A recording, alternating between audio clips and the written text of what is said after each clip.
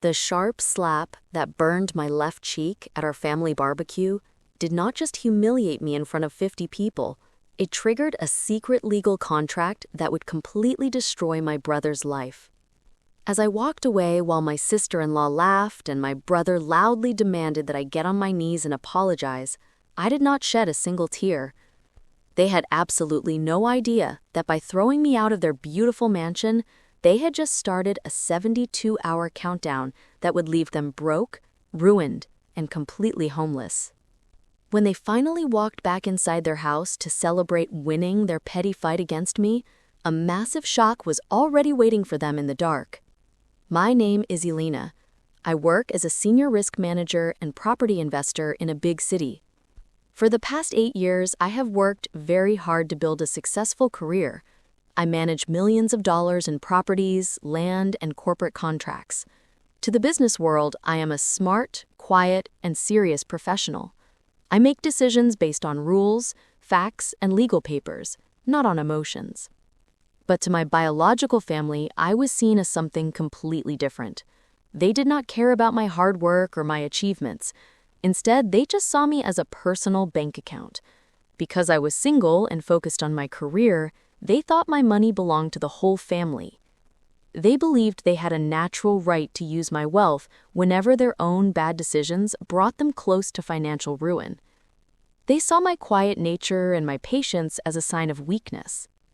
They thought I would always say yes to them, no matter how badly they treated me. This was a fatal mistake that would soon cost them everything. My older brother David was always the golden child of the family. He spent his entire adult life moving from one failed business to another. He opened luxury shops, tried starting random companies, and maxed out expensive credit cards. Every single time a business failed, he ran to our aging parents. They would drain their own retirement funds just to save David from going to court or losing his reputation. David never learned how to handle money, but he loved looking rich. 4 years ago, things got much worse when David married Chloe. Chloe was a woman who cared only about social status, designer clothes, and looking wealthy to her friends at the local country club. She demanded expensive vacations to Europe, fancy cars, and a lifestyle that David's small, struggling delivery company could never afford. To hide the fact that they were drowning in debt, Chloe always needed someone to look down on. She chose me as her target. She hated my financial independence because it was real. She hated that I did not need to buy expensive things just to feel important. The biggest symbol of their fake wealth was a beautiful, large mansion located in an exclusive neighborhood called Oakwood Estates. The house had a perfect view of the valley, a private tennis court, and a large stone patio made for hosting big parties. David and Chloe lived in this mansion like they were royalty. They threw big parties every weekend for their wealthy friends, acting like they owned the world. But there was a huge secret behind that house. David did not own a single brick of it. Because of his terrible credit history and unpaid government taxes, no real bank would give him a loan to buy a house. 3 years ago, he came to my office crying. He begged me to help him, saying Chloe would leave him if they couldn't buy the mansion. Moving out of pity, I used my private property firm, Sapphire Trust, to buy the house in cash. I then made a legal agreement to lease it back to them for a very low monthly fee. However, I am a businesswoman, so I protected myself. I put a strict, hidden clause in the contract. The contract stated that Sapphire Trust owned 100% of the property. It also said that if the tenants ever physically assaulted, threatened, or showed extreme hostility toward the true owner of the house, the lease would be canceled immediately. If that happened, my firm had the legal right to evict them instantly and sell the property without any warning or second chances. For 3 years, I kept this secret to avoid family drama. I let Chloe brag about her beautiful home to her neighbors while the deed sat safely in my office safe. The breaking point happened on a hot Saturday afternoon. Chloe was hosting a massive family barbecue on the stone patio to celebrate David getting a new position at the country club. More than 50 high-status guests were there, including local politicians, business owners, and wealthy neighbors. I arrived late, wearing a simple dress, because I only intended to drop off some property tax documents for David before going back to my office. The moment I walked onto the patio, Chloe looked at me with pure hatred. She hated that I was there, and she always tried to make me feel left out. The drama started near the outdoor kitchen area. The patio was very crowded with guests holding drinks and plates of food, and hired waiters walking around. As I tried to walk past the crowd to put my papers inside the house, a young waiter carrying a heavy metal tray of iced drinks slipped on the wet stone floor. He stumbled directly into my path. To avoid a bad crash that would spill drinks all over several elderly guests, I quickly stepped to the side. During this quick move, my shoulder accidentally brushed against Chloe's expensive white designer dress. A small drop of water from my glass splashed onto her sleeve. It was a complete accident in a very crowded space. It did not hurt anyone, and it barely left a mark. But to Chloe, it was the perfect chance to humiliate me in front of all her rich friends. Before I could even say I was sorry, Chloe's hand flew through the air and slapped me hard across my left cheek. The loud sound of the slap echoed across the entire patio. The music stopped playing, and all 50 guests went completely silent. Everyone stared at us. "Don't you ever dare touch me again, you clumsy trash!" Chloe screamed at the top of her lungs. Her face was red with anger, and she pointed her finger at my face.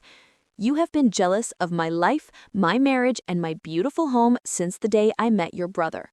Look at the mess you made. Clean this up right now, pack your things, and get out of my sight before I have security throw you out." The humiliation was brutal. All the neighbors looked at me with disgust, believing Chloe's fake act. My face was burning and red from the slap, but I stayed completely calm. I did not scream, I did not cry, and I did not argue with her. I turned to my brother, David. I waited for him to stand up for his own sister. I waited for him to tell the truth. Instead, David just crossed his arms and smiled. He wanted to look powerful in front of his wealthy friends. "You heard my wife, Elena," David said loudly so everyone could hear. "Your jealousy ends today. You will either get down on your knees and apologize to my wife in front of everyone right now, or you will leave this house immediately and never speak to this family again." Chloe smiled with absolute satisfaction. They both thought that family guilt and public shame would force me to bow down to them. They thought I would apologize just to keep the peace. "I will leave," I said quietly. My voice was completely flat and calm. I picked up my purse, turned around, and walked down the long driveway. I did not cry on my way to my car. Instead, the anger inside me turned into a clear, legal plan.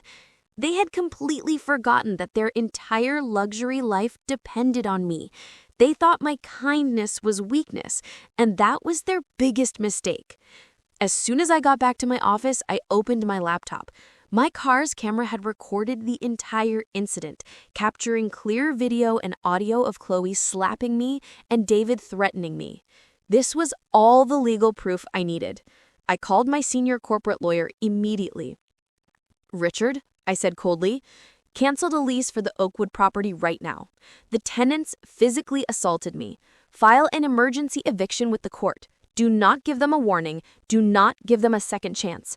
I want the police there on Monday morning at exactly 8 o'clock. The legal system moves very fast when you have clear video proof and a signed corporate contract. While David and Chloe spent the weekend drinking wine and bragging about how they kicked me out, the court was already signing the paperwork to take away their home. On Monday morning at exactly 7:45 a.m., a line of cars pulled up to the mansion. There were 2 police cars, a large moving truck, and a professional locksmith van. Chloe came to the door in her bathrobe holding a cup of coffee. She looked completely shocked and angry when she saw the armed police officers walking onto her lawn. The head officer walked up the steps and handed her the official court eviction papers. "Ma'am, you are being evicted immediately," the officer said strictly. "The owner of this property has canceled your lease due to a breach of contract. You have exactly 15 minutes to grab your ID, your phone, and your clothes. Everything else inside this house is being seized to pay for outstanding legal fees and damages. Chloe started screaming and crying, desperately calling David. When David rushed home in his luxury car 30 minutes later, he found the front door locks already completely removed. A team of workers was installing new electronic locks that required my facial recognition to open. Hired movers were carrying their expensive leather sofas, TVs, and designer furniture out of the house and loading them into the back of the moving truck. David ran to the police officer, screaming that he was an important member of the community and that they couldn't do this to his family. The officer looked at his digital tablet and stopped David immediately. "Sir, you do not own this house," the officer said flatly. "Sapphire Trust owns 100% of this property. If you step onto this lawn or try to stop the workers, you will be arrested immediately for criminal trespassing." But my revenge did not stop there. 2 years ago, David needed a massive $350,000 loan from the bank to keep his delivery business alive. Because of his terrible credit, the bank refused to give him the money unless I signed the paperwork as a personal guarantor. I had signed it, but with the clause stating I could withdraw my support if he ever caused legal harm to me. At exactly 9 o'clock that morning, my lawyers sent the police report and the video of the slap to David's bank. The bank immediately canceled my support. Without a large guarantor, David's business loan was instantly canceled, and the bank demanded that he pay back the entire $350,000 within 30 days. To protect their money, the bank also completely froze all of David's business and personal accounts. He could no longer pay his employees, buy fuel for his trucks, or even access his own savings. By Monday afternoon, David and Chloe's fake empire had completely collapsed. The news of their sudden eviction and business failure spread through their neighborhood and country club like wildfire. The same neighbors who had watched Chloe slap me were now watching her luxury cars get towed away on a public website. My phone rang hundreds of times over the next few days. David's name kept flashing on the screen. When I finally answered, the arrogant brother was gone. He was crying like a child. He told me that all his employees had quit, his business was ruined, and he and Chloe were currently sitting on their suitcases in a cheap, dirty motel room by the highway. "Alina, please help us," David sobbed into the phone. "Chloe is having a complete mental breakdown. We have nothing left. We're literally using loose change just to buy bread and water at a gas station. How can you be so cold to your own brother over a simple mistake at a barbecue?" "A few days ago, David, you stood by and smiled while your wife physically assaulted me," I answered calmly, looking out the window of my beautiful office. "You demanded that I get on my knees to please your arrogant wife. You thought you could abuse my kindness forever. I did not destroy your life, David. I simply stopped protecting you, and the weight of your own greed and arrogance crushed you. Our relationship is permanently over." I hung up the phone and blocked every single member of the family. 2 weeks later, David's company officially went bankrupt. They lost their cars, their friends, and their fake status. They had to move into a tiny, run-down apartment in a bad part of town, living on tight budgets and facing the harsh reality of their actions. Personal advice: the rules of sovereignty. Building a successful life requires you to understand a very simple truth. Some people will mistake your kindness for weakness.